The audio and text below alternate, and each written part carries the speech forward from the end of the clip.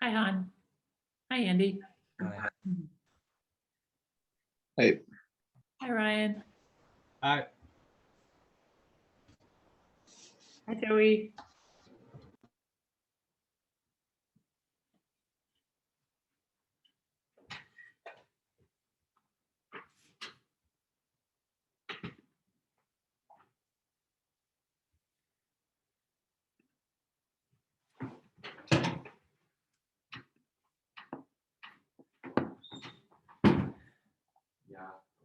Hi, Kasena.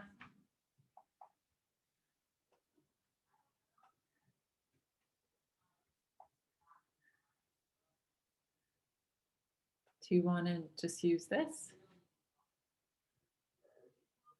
Sam really does not want to just sit beside me. I can understand that, but we're having a little bit of a tussle here. So I had posted the order of our seminar for today, and you'll notice the rubric that I attached with your oral presentation. That is exactly what I will be sitting with as we do our seminars, and that is how I will be evaluating you. I did note in our last seminar that I won't have as much to evaluate regarding body language because I'm not seeing your whole body. It's more just your face, and that's fine. So I'll just do my best there to incorporate that mark into voice and reading accuracy and pronunciation. So Ryan and Han, are you guys ready to kick us off? Yeah. Awesome. Just wait for Han to screen share a slideshow. Can you? It says host disabled. Screen share. Okay, yeah, I have to do that sometimes. So let me see. How I might do that. Okay, I think I got it. Can you try again? Yeah.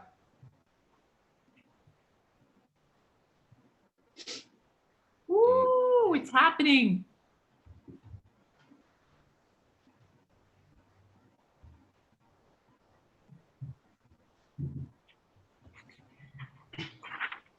All right.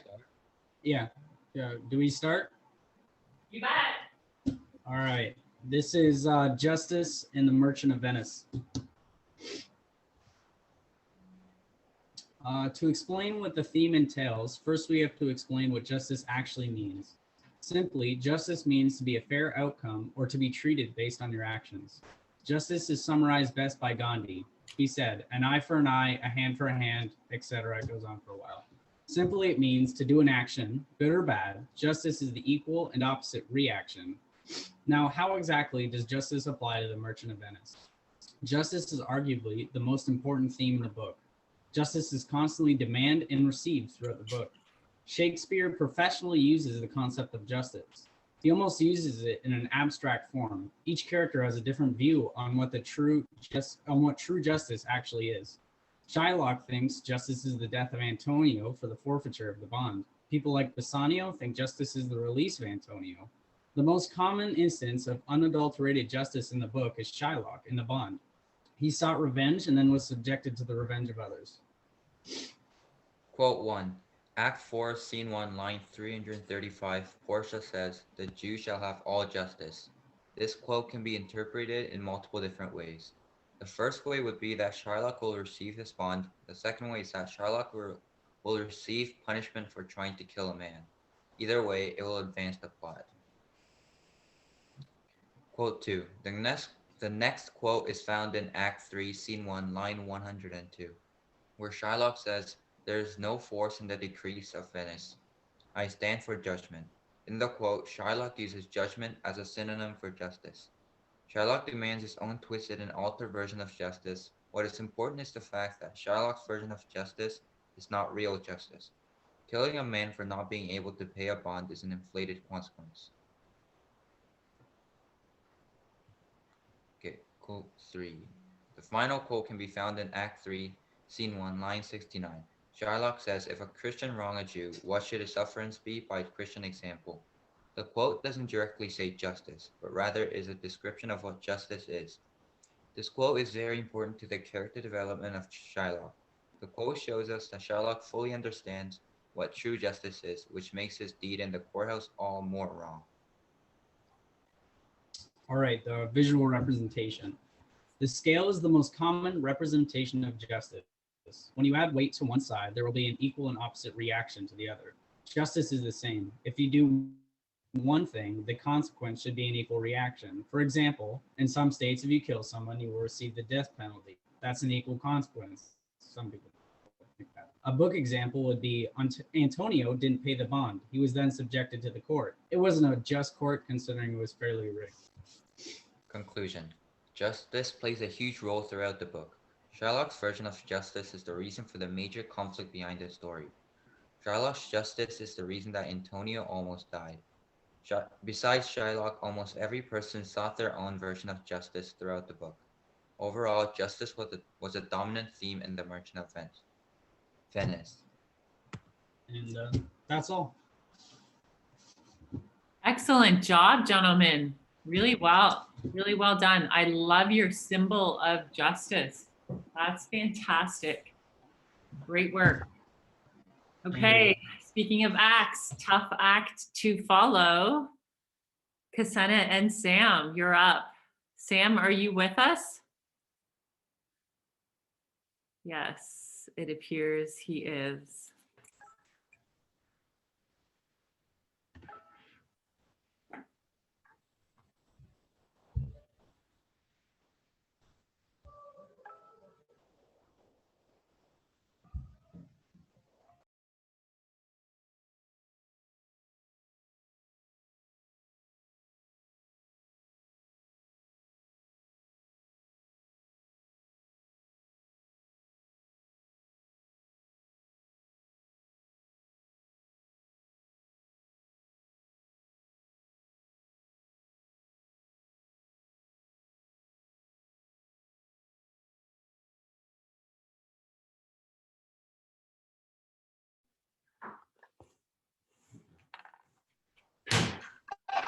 Analysis of greed in The Merchant of Venice. Throughout Merchant of Venice, greed is shown by the want of money and wealth over love. Shylock values his money over his daughter Jessica, but when she runs away, he can only think of his financial loss. Shylock's greedy desire for revenge against Antonio consumes him, so that even when he is offered 3 times the amount of the bond, he argues that he would rather have his bond, 1 pound of Antonio's flesh. The other significant appearance of greed in the book is when Bassanio appears to value both the lady's wealth and her love. Okay, so our first quote we have a pre-quote, which just gives a little context of our actual quote. So that's in Act 1, Scene 1, line 129. And so it's Bassanio speaking to Antonio. "'Tis not unknown to you, Antonio, how much I have disabled mine estate." And then our actual quote is Act 1, Scene 1, line 168 to 170. And he says, "In Belmont is a lady richly left, and she is fair, and fairer than the word of wondrous virtues." Our second quote is from Act 3, Scene 1, lines 87 to 90. "I would my daughter would get at my foot and the jewels in her ear. Would she rehearse at my footage and the ducats in her coffin." That is Shylock on the news of his daughter's escape. And our third quote is from Act 3, Scene 2, line 286 to 295. And it's Salerio referring to Shylock. "Never did I know a creature that did bear the shape of a man, so keen and greedy to confound a man. He plies the Duke at morning and at night, and doth impeach the freedom of the state, if they deny him justice. 20 merchants, the Duke himself, and the magnificos of greatest port have all persuaded with him, but none can drive him from the envious plea of forfeiture of justice and his bond."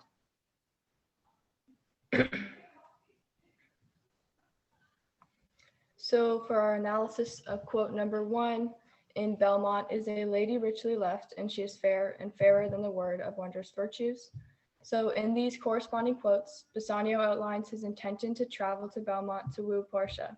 He also reveals his motivation for doing so, as his estate has been previously disabled or spent. This not only reveals his greed and intentions, but sets into motion the entirety of the plots and events in the book, but the audience does not yet know this. Our analysis of quote number 2, Shylock clearly states that his wealth is of more value than his daughter, even to the point of death. He is so angry with Jessica that he wishes she were dead and his money back in his possession. Until this point, the audience could have shown sympathy towards Shylock as Jessica was planning to leave without saying goodbye. But this quote shows Shylock's true character and increases his villainous appearance. And the quote is, "I would my daughter were dead at my foot and the jewels in her ear, would she were rehearsed at my foot and the ducats in her coffin." And then for our last quote, it's again Salerio referring to Shylock. "Never did I know a creature that did bear the shape of a man so keen and greedy to confound a man. He plies the duke at morning and at night, and doth impeach the freedom of the of the state, deny him justice. 20 merchants, the duke himself, and the magnificos of greatest port, have all persuaded with him, but none can drive him from the envious plea of forfeiture of justice and his bond." So this quote shows how Shylock's greed is becoming more visible to the other characters. This also reveals how the other characters think and speak of Shylock. His greed has become so consuming that it is obvious to all the other characters. Salerio describes Shylock as so keen and greedy. Overall, this quote confirms to the audience and the reader of Shylock's greed and hatred towards others, and his overwhelming desire for revenge. And can you see the picture? It's not loading on my screen. Oh, Yeah. okay. So this is our visual representation of greed. The man at the table, who is much larger, is eating money, representing how wealthy and large he is, in contrast to the average, much smaller man, who's in the bottom right corner, who is eating his normal breakfast across the table. The man's greed, however, is obviously hurting him because his skin is turning green. How greed affects the characters in the play. Shylock's greed or his revenge against Antonio affects all of the major characters. Bassanio and Antonio are distressed because they are unable to repay the bond alone. Jessica, who is neglected by her father, as he loves his wealth more than her, feels her house is like hell. Act 2, Scene 3, Line 2, "Our house is hell," and leaves her father as a result. Shylock's greed ends up driving away the only living family he has left. Portia is also upset by this, as Bassanio is great friends with Antonio, and she can see the pain it is causing them both. Portia tried to help by offering money as well as disguising herself as a lawyer. Because of Shylock's greed, he ends up losing more than gaining. He does not get his bond and has to plead for the judge for mercy. The Duke spares his life, but Shylock is no longer allowed to practice his religion or profession. In the end, he loses his servant, daughter, fortune, half his estate is forfeit to Lorenzo, and he loses a valuable ring given him by his dead wife. However, one detail that makes this whole plot interesting is that none of these events would have taken place had not Bassanio been greedy in his pursuit of Portia. Had he and Antonio not greedily taken Shylock's too good to be true bond, none of the other events would have taken place. So you see that it was Bassanio's own greed for money to replace that which he had lost in his estate that started all of these plots and events. Thank you.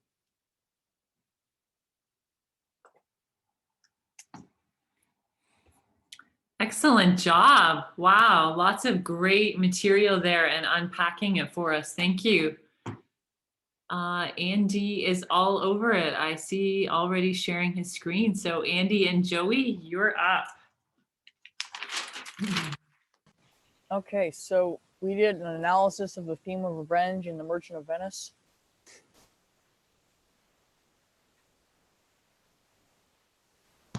Joey, can you share it? I didn't print off my notes and it won't let me go back to my other screen. Can you Yep. share it? Yep. The slideshow? Thanks, man. Let me find it here. There we go. That should be working.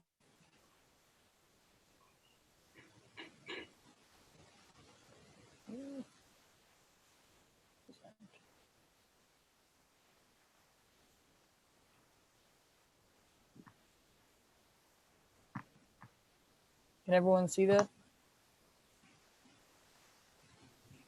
Yep. Okay, perfect. All right. So what you see here is actually drawn by me. I wasn't sure if we were supposed to do like a drawn kind of thing or whether we're supposed to like, I don't know, get something off the internet. I decided to draw it anyway. So there's a hand and you can see it's like red and purple because like purple is like you can get purple skin when you get angry and also red skin when you get angry as well. All right, so how revenge affects the characters of the play. Revenge affects the characters throughout the play, normally in a manner of fear or worry, because they don't know what will happen next. When Shylock is trying to get revenge on Antonio because of their long past and Antonio's inability to pay the money back to him, all of the characters involved are worried because Shylock is threatening to do something terrible, take a pound of flesh from him. Shylock is also very serious about this, and everyone knows it, which instills even more fear into their hearts.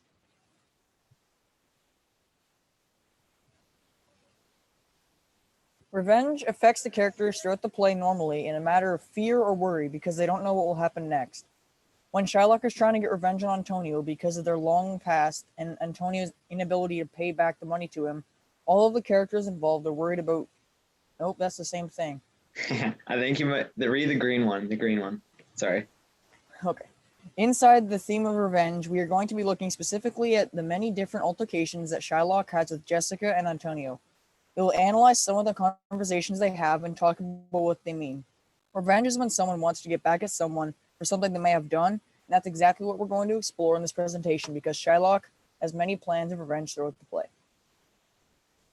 So our first quote is from Act 3, Scene 1, line 32, and it's after it is announced that Jessica has fled with Lorenzo the Christian. Shylock, Salarino, and Solanio are talking about it, and Shylock responds to their comment with, "She is damned for it." Although Jessica is his daughter, Shylock does love his money and care for it dearly, and so I think that it makes sense that he might want a little revenge. Although this is not the same degree of anger that he has shown towards Antonio, this is still a big deal. I think he would definitely have some words to say to Jessica if he could at this point, and they wouldn't be very nice.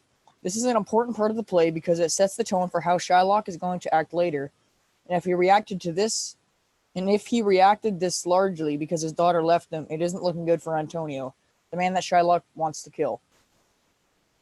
This is also another spot in the play for us to see Shylock as the antagonist, and he's becoming a bigger and bigger antagonist every interaction. Our second quote is from Act 1, Scene 3, in lines 32 to 45, and it's upon seeing Antonio again, Shylock says, "How like a fawning publican he looks. I hate him for he's a Christian, but more for that in low simplicity he lends out money gratis and brings down the rate of usurance here thus in Venice." And a fawning publican is pretty much a boring tax collector. So this quote from Shylock is significant because in this we read exactly why he hates Antonio, and there's two main reasons. The first, that is because he's a Christian, and the second is that he's bringing down the interest rates because he doesn't charge for loans. Both of these topics come up in a big way later in the play, and that's why it's such an important quote. Once again, this sets the tone for the rest of the play, and we understand even more about who Shylock and Antonio are as people. And as everyone knows, when hatred comes along, so does the urge to get revenge. And we know that's what Shylock really wants when he's saying how he hates Antonio. All right, so quote 3 is Act 4, Scene 1, lines 213 to 214. And everyone is in the court, and Portia just finished her speech on mercy, and Shylock responds with this comment. "My deed is upon my head. I crave the law, the penalty and forfeit of my bond."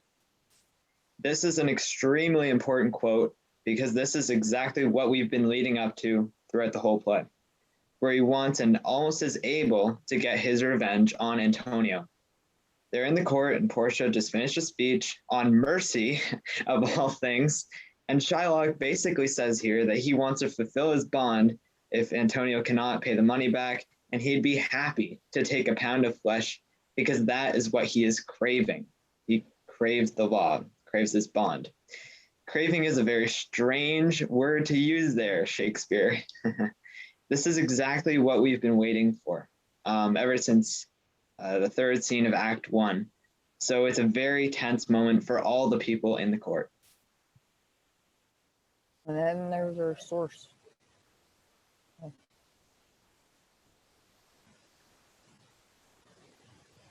You're muted, Mrs. Ong. Just got a little message from my screen as well. Thank you. Wow, you guys did a fantastic job, all of you, on your themes. Well done. Did very well on these.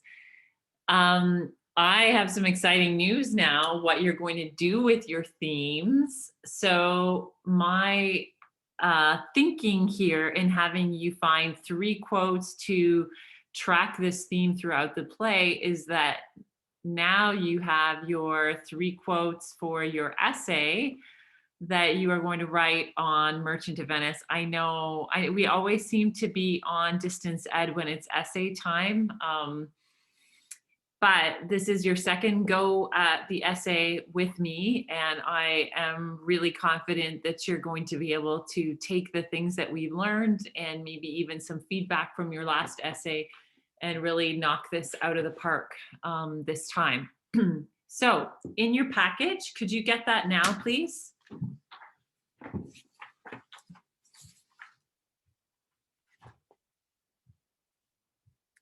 So the first page in your package was your theme seminar. So we can flip that one over.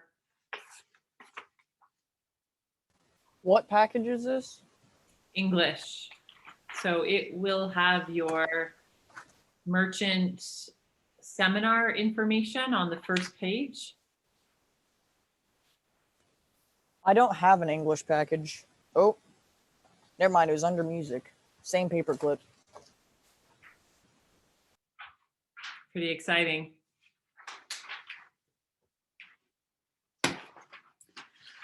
So what I would like you to do for Wednesday's class, I'm not going to spend a lot of time now talking too much about the essay because we're going to review that a little more as we go through it, but it's the same format exactly as your Mockingbird essay, in which you'll have an introduction that starts broadly. So think of the bonbon, keyhole, however you want to remember that, starts broadly about a topic. So if you've just presented your seminar on revenge, you're probably going to want to write your essay on revenge. That was my intention. You don't have to, but all the work for those quotes you've just done and the significance of those quotes. And some of you in your introduction to your seminar did a brilliant introduction for your essay. So you can work some of those ideas on revenge or justice into your introduction. Your thesis is what I would like you to work on and to have ready for Wednesday's class. So your thesis is simply that statement about justice with your 3 proofs.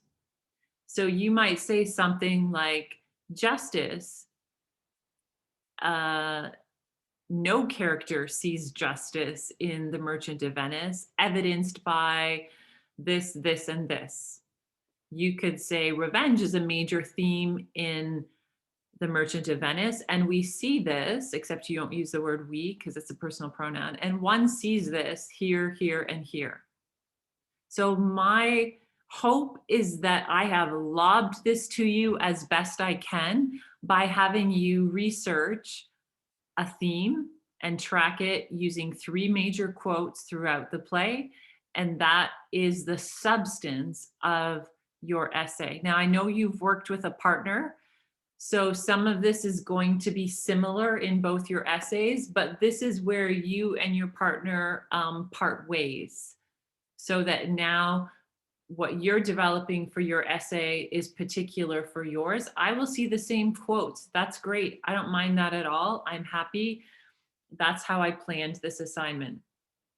But from here on in, how you unpack those quotes, your wording in the significance of the quotes, your introduction, your conclusion will be different. So what I would like you to do again for Wednesday is simply develop a thesis, which some of you really already did, which I'm thrilled to see as you are thinking about how to make sense of this for a seminar, you basically created a thesis. So thesis is a path statement with those 3 proofs, and your 3 proofs are your 3 quotes, whatever that quote symbolizes. So you're not going to say the quote in your essay, but you're going to, in some way, allude to what that quote symbolizes. So if it's about Shylock's greed, maybe your whole essay is about Shylock's greed and how greed is what drove the play. And then you have 3 examples of where Shylock's greed is evident. Maybe your thesis is greed drives this play, starting with Bassanio, and then we see it in these other 2 examples. So those, I was hoping that in doing a collaborative seminar, it would be more interesting than doing it on your own. And then you would have together researched what you need to write your essay. So that is, I've set some tentative dates on Edsby for things. Just trying to map that out last week.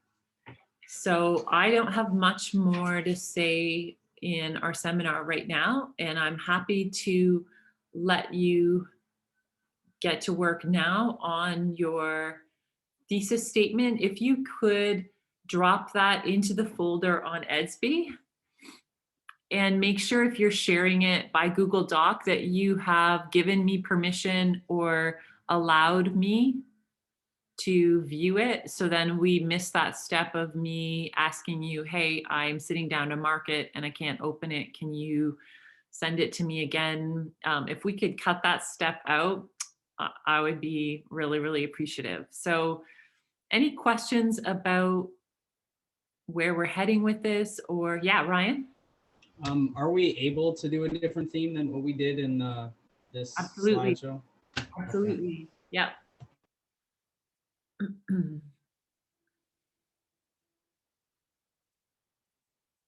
Any other questions about that?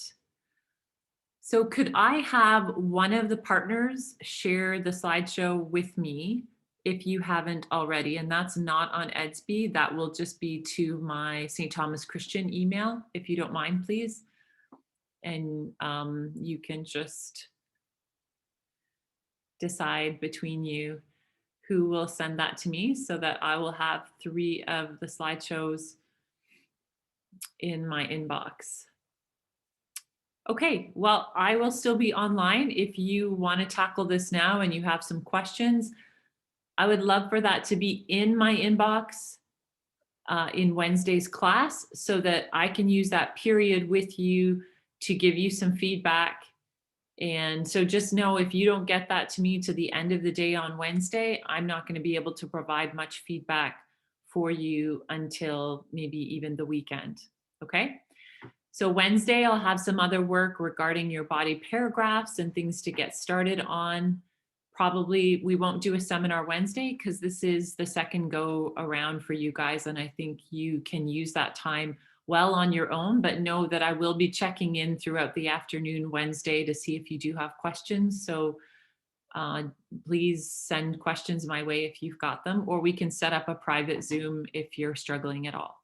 Okay. All right, I'm going to set you loose, work on that thesis and send it along in Edsby to me. Have a great rest of your day. Bye.